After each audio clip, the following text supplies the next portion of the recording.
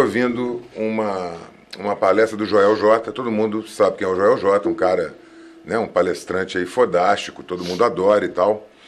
E ele lançou uma conversinha de que não é errando que se aprende, é acertando que se aprende. E eu discordei dele, inclusive no Instagram. Falei, pô, eu sou um cara que eu errei muitas vezes na minha vida e com cada erro eu aprimorava e melhorava. Então eu acho que é assim, a cada erro um aprendizado até o acerto.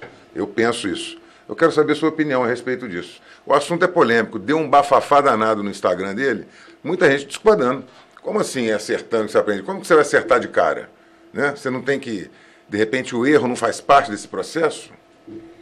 Eu acho, Caio Sérgio, que você tem os dois lados.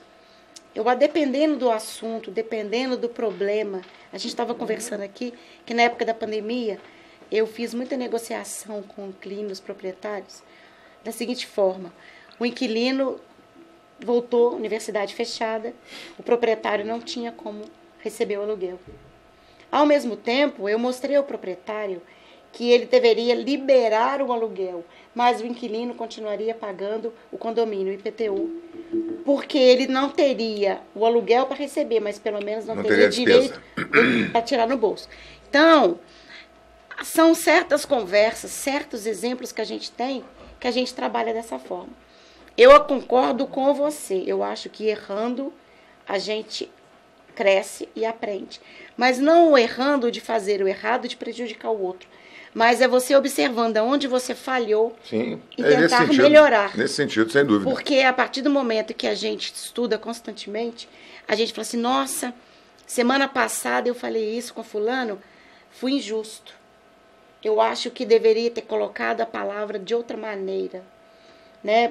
Porque às vezes a gente fala assim, pô, fulano, não é assim. E às vezes a maneira como você fala é que está errada. Porque eu posso falar com você a mesma coisa de várias maneiras.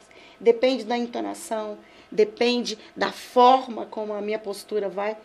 Se eu for chutando o balde, você vem e chuta para mim. Agora, se eu falar, Sérgio, pega esse copo para mim, por favor. Você vai e pega. Eu falo, pega aí.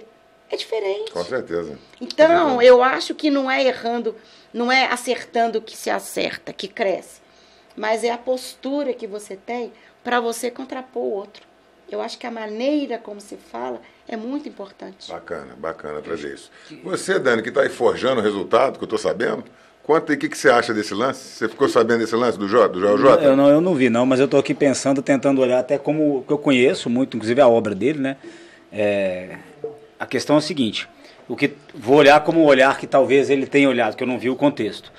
Errando, se aprende. Eu entendi, eu escutei uma concepção muito legal do andar, porque a gente começa a engatinhar, depois a gente começa a tentar equilibrar e cai.